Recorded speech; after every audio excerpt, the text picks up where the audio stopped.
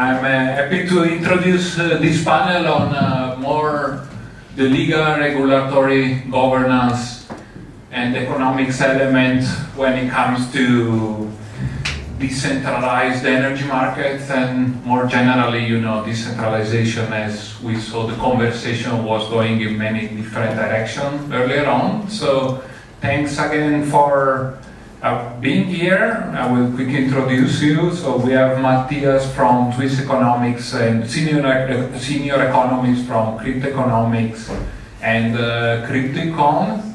And then we have two tax advisors, basically, which are specialized in Web3.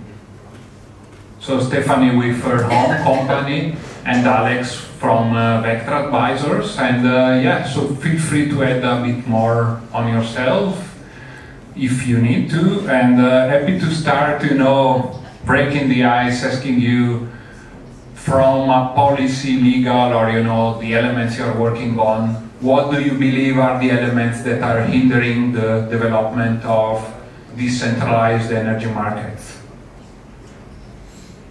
Yeah, I'm happy to start. Just to give a broad picture also what I'm doing. So we are economists basically, and we support on the one hand protocols, but also applications, decentralized applications, and governments when they have questions about economics. Yes. So, coming back to your question, basically, what are problems or issues that we face at the moment for decentralized energy? I think one, particularly from my point of view, these are 2 points which I think is very important. So, on one hand is education. So, what we've seen in past projects, and basically, there is a lot of mix about what is technology, what is cryptocurrency, which technology has which kind of energy usage. All these kind of questions I think is very important, what we see in discussions so far, which also hinders then discussion in policy and regulation about how to have a good framework basically. On the one hand this, and on the other hand I think the infrastructure on the financial side, so I think it's missing, like, or with many other, not only energy but also in different fields, what we have is basically 2 worlds. We have the crypto world, or the blockchain world, we have the traditional world, and as long as these 2 are not very well connected, it's difficult for use cases to fully use the potential of the blockchain technology. And from this perspective, how do you think you're somehow able to take away, you know, the fear and have companies start, you know, experimenting on these elements and maybe individually, maybe with us more proof of concept? How do you see that could work? Take away the fear and start doing something. Yeah, as said for education, I think we need to talk like on the one hand, researchers need to provide information on the blockchain technology. On the other hand, also like governments need to understand, and policymakers. We need association, as we have here, to provide information about the blockchain and the different aspects of blockchain technology. And I think this from my point, this is important. What about from your perspective, Stéphanie? Yes, I think from a tax perspective, the word decentralization already says a lot, right? I mean, we're talking about decentralization, we're talking about cross-border structures, cross-border business.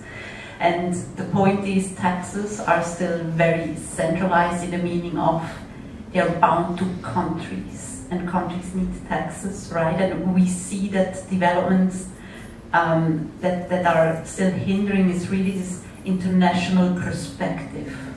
We saw it already before, and we were talking about this minimum taxation. Actually, at an event, we were talking to someone from the OECD, and we asked him, hey, what could we do that this could actually work? And told us, yes, we would need a global understanding, actually, how to apply it. And then when we asked him, how do you see it that this will be working? And he told us, yeah, well, not while he is still alive. So I see, and that's a topic where we're not talking about technology and decentralization. I think that's one point, and we've discussed it yesterday. What I see and what I feel is that countries feel that they are losing taxes.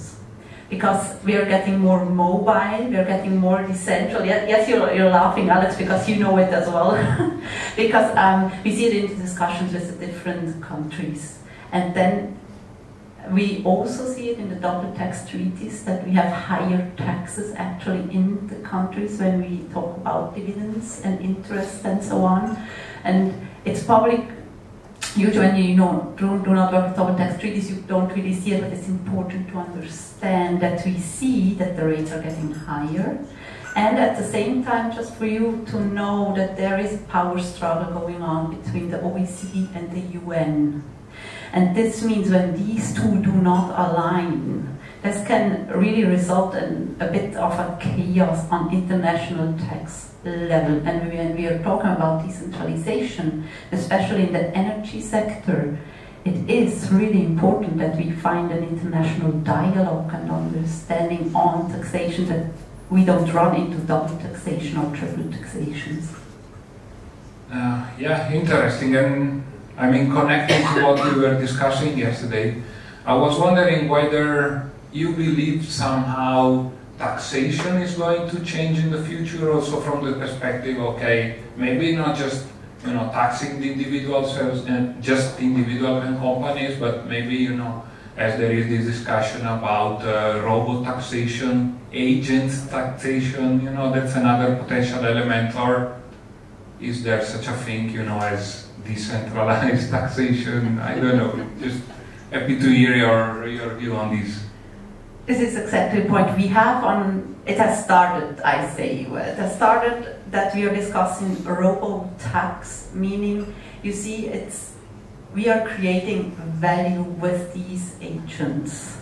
And the more autonomous they are, the more we need to ask the question, okay, who is actually now creating value? And then the question follows, where is it actually created? And there it becomes interesting, and who would then actually be the subject to be taxed? I think this is a discourse that has started on academic level, and I think it's very interesting, and I think we'll be talking about it later, but just to think about it, when we talk about agents, robots, decentralization, we also talk about data, and data has a value.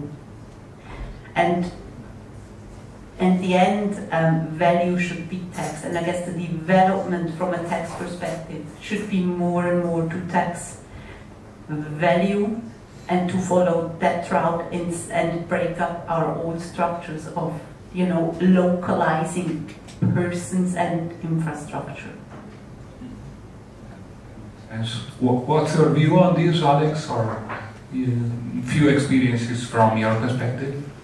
Well, first of all, I agree with what's been said by the co-panelists. Second, just a small remark. It's interesting to have legal panel after Lily before heavily criticized the people with JDs for overcomplicating things, and right away we're just confirming it. Yes, very complicated.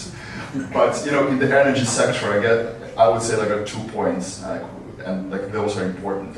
Point one, and that was now mentioned, right?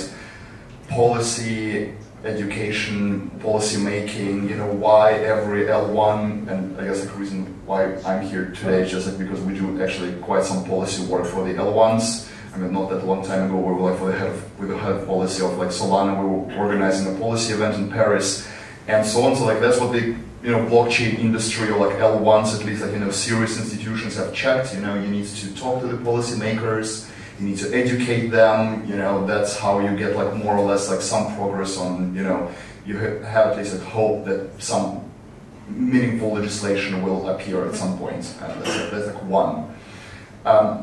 Why all those reputable institutions, all those L1s, Solana, Near Foundation, Ethereum, why they investing into that, why they have heads of policy, why there's entire departments running this. That's because the industry wants it. You have user cases that they need it, right here. They need some regulations, or or deregulation.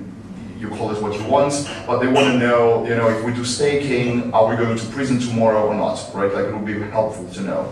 So like there is like a real need from the industry for like those major actors to represent them in those meetings with the policymakers.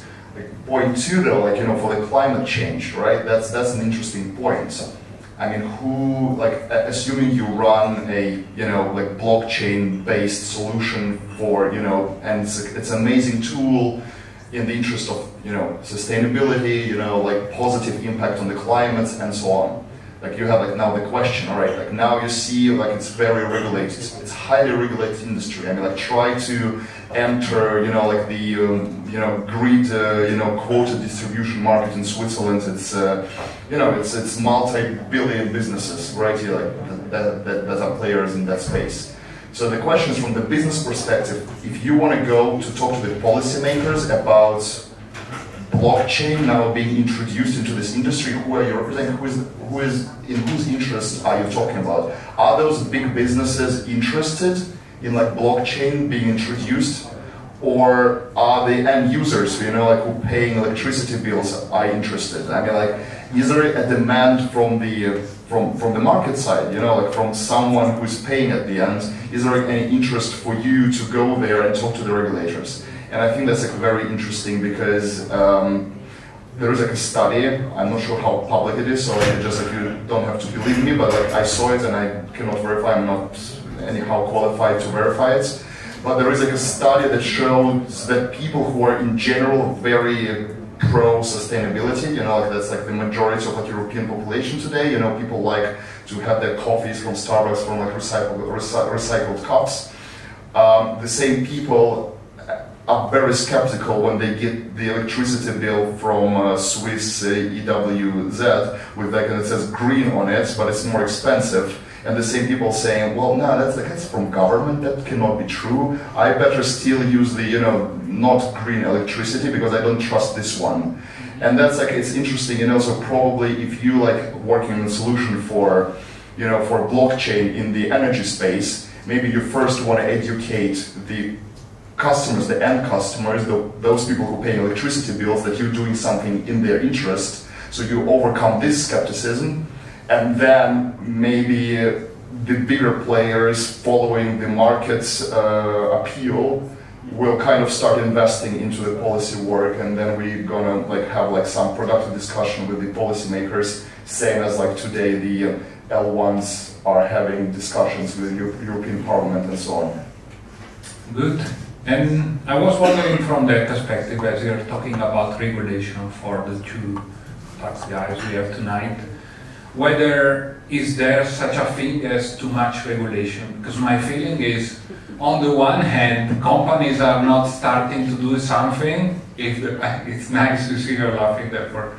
It's an interesting point probably, you know, so on the one hand, the feeling is companies are not doing something when something is not regulated because their fear is to do something wrong eventually. But on the other hand, and it's particularly relevant in the European Union context, you see now companies are really struggling to manage regulation because there's way too much already from a sustainability perspective. How do you strike like the right balance between too little or no regulation or too much regulation from your perspective? Well, personal opinion, not in the name of any clients, and so on. Yeah, oh yeah, it's totally too much regulation. I mean, like that's like iconic, right? You know, all the AI startups are in the US. European Union has AI law. I mean, like no startups, but the law, like immediately, right? Because all those people need to do something, right? They need to come to the office in Brussels at 8 a.m. and they need to produce some papers, right? Like Monday till Friday. Again, like personal opinion. And then we need to react, right? Saying like, you know, compliance and everything. It's at the same time, right? I mean, like in any of those discussions, there will be like always this neutral phrase that means also nothing like, yeah, well, some regulation is important, but where do you draw the line? And you never know, and you know, that's just so happens, and we need to react. I mean, at the end, right? It's just like talking about climate. We already talking about like from the beginning of times, you know, highly regulated industry. I mean, like in Switzerland alone, I mean, like, I don't know, there are like, I think like 12 laws regulating, you know, like the grid, power grid distribution. Like it's I wouldn't even know all the names. of those laws. It's just like historically has been like there you cannot minimize regulation, that will not happen. You're already like entering the industry which is like highly regulated. And now like you coming from the decentralized perspective where people also like kind of all the time talking about regulation. Yeah, I mean like that sounds like a lot of regulation. How to minimize that? I guess like, you know, in the, look, in the classic space, we already have all the laws. I mean, like we've seen, like Switzerland was quite good with the DLT Act, you know, where they said, all right, let's not like override, like let's not create another law, let's just like modify punctually the previous ones. I'm quite sure that in the energy sector is like quite possible. Again, like they take this bunch of laws, you know, like and just like add in each of them a paragraph allowing for, you know, decentralized power distribution. I mean, quite simple, right?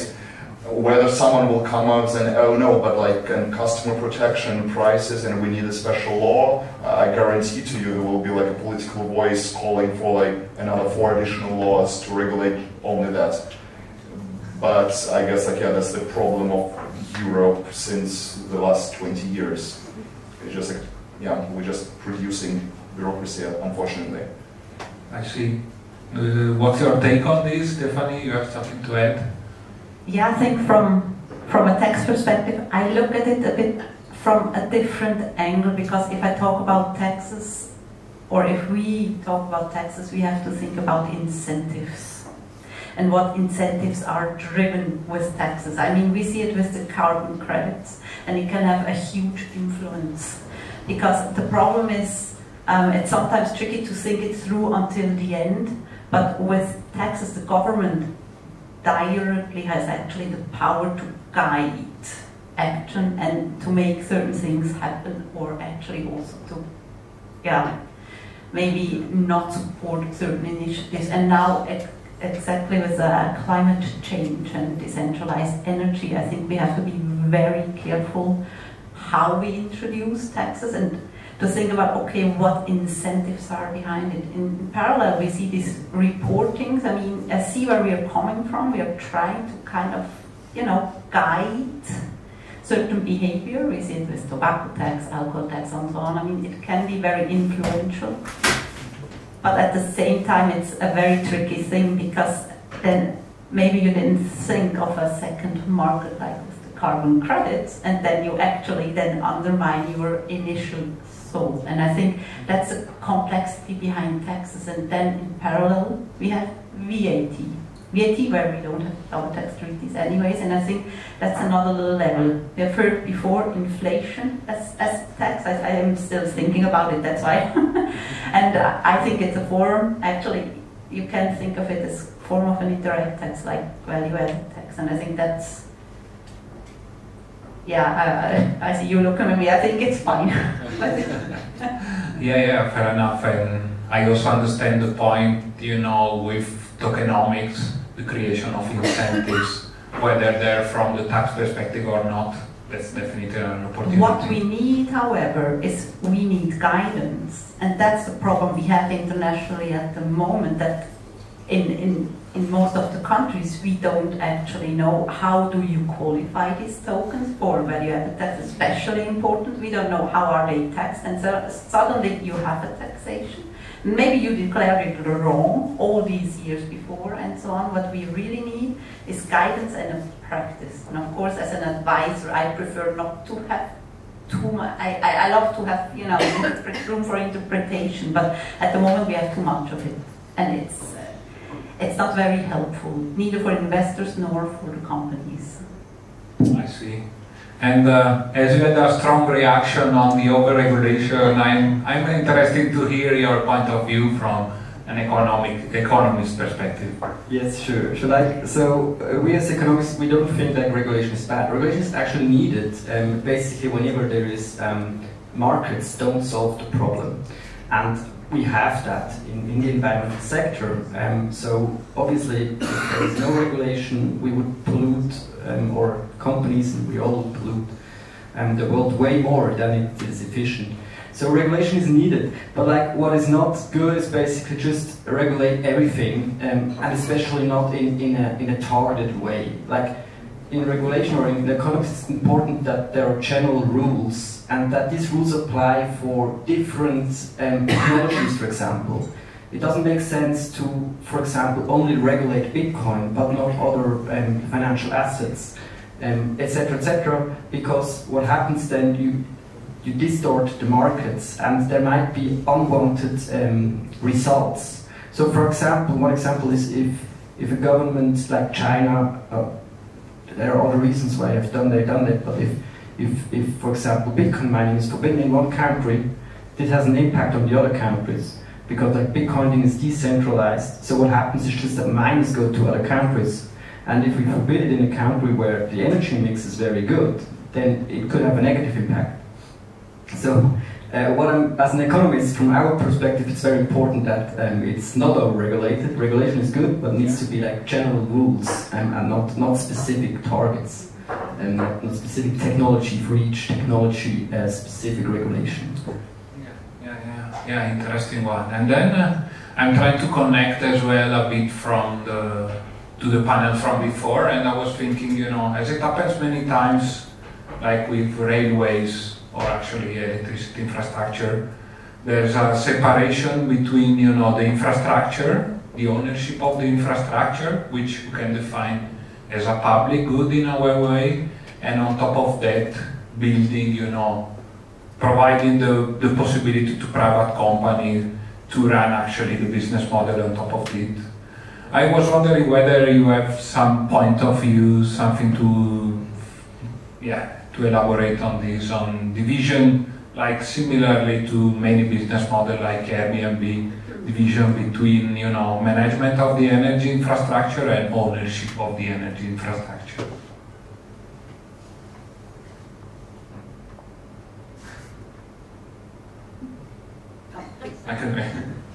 I let the economists go first.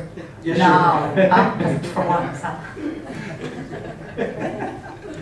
Okay, so so with many infrastructure, this is the case. The separation basically between the infrastructure layer and the application, so to say, in blockchain.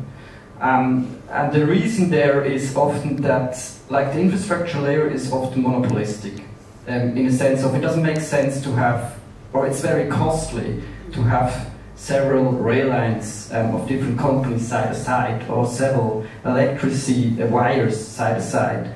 So it's more efficient to have one network. And then, but on top, if there are services on top of these net infrastructures, if this is not separated, then what happens is that the infrastructure owner just leverages its force to the next layer, where the services are operated to the applications, and then we have a big monopoly, so which is not good for consumer.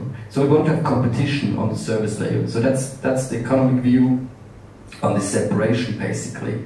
I mean, it has also problems, etc., but it makes sense from an economic point of view. And I think here, at least for now, I don't see that issue in blockchain, because the infrastructure layer is not, well, there might also be some subsidies, etc., but like Ethereum is not building applications, decentralized applications, and distorting the competition on the service layer. Up to now, they want competition on their service layer. Yeah. And do you want to add something, or you have your take on this? Yes, I agree, and I think the energy market especially is very interesting, and it has its own driver. And one point we heard before is really energy is power, and it's growing. We need to keep this in mind, right? And I think what is interesting to see is when I talk with UNICEF about the giga projects, where actually now we are building this foundation layer, and actually to incentivize that this is built up. And I think this is now something where we see where this structure is built from ground up, and we see a new dynamic there, because there we have different players, and actually we need to incentivize them to actually build it. And I think it's It's then the other question will be at one point also to control it, and how do you make this intersection, right? And you need some kind of control to make sure that you have this competition. And it's also, I think, a tough comparison, because you have two completely different markets. You have the service markets with its dynamics, and then you have the underlying market. And I'm not sure that it's that easy to compare both of them, because it has some complexity in it. And as I said, energy is power more and more. And I think we will see that especially these two dynamics, that can lead to interesting discussions in the future. Yeah. Giga from UNICEF is a very interesting project. And as I'm aware, a bit aware of time, and you know, we are somehow separating us from the apero time, I was just willing to go for the last question of what do you think are somehow the biggest low-hanging fruits you see for decentralized energy market that should be taken advantage of from your experience? Whomever wants to start, as you. Alex, come on, go. Yes, I can do like example, right? We had like the request 2 weeks ago. So it's quite a known institution. They have like massive government grants to actually, you know, do something on the Swiss, you know, electricity markets, power markets, so like to work with those excessive, you know, electricity which is like not being used. I mean, and we're talking to them, and they know that we're like, you know, tech lawyers and work in the blockchain space. They had no idea like what is blockchain, like never, like apart from there was like Bitcoin, and they heard about this like, you know, from you know, from a newspaper in the evening. It just parallel universe. I mean, that's not like educating policymakers, that's not even like educating the mass customer. This is like educating like a few big players who have the funds, who even have interest, and you know, because it's all like half government institutions, they're not even like that, you know, greedy in terms of profits, at least in Switzerland.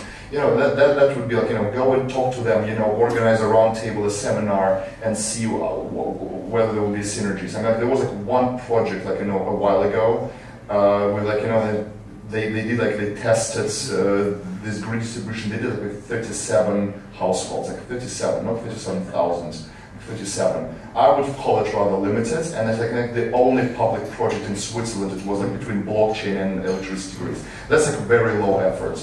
I mean, for any like, you know, major institution in this space, like Powerledger, I mean, it would be a question for me, for them. Are you guys like B2B? Are you B2C? Or are you just like a non-profit for, you know, like to enable all things? That would be, you know, like first thing, you know, like the first policy efforts. Like then is the question, like, well, in Switzerland we actually have like this problem less, but like in Germany, people paying half of the rent on top of the rent payment, and you know, with electricity bills and everything, people like really suffering. If there was a real, solid enough solution on the markets for like households, like save costs on that, like the whole country would be doing it, right? But like it seems not to be in existence, right?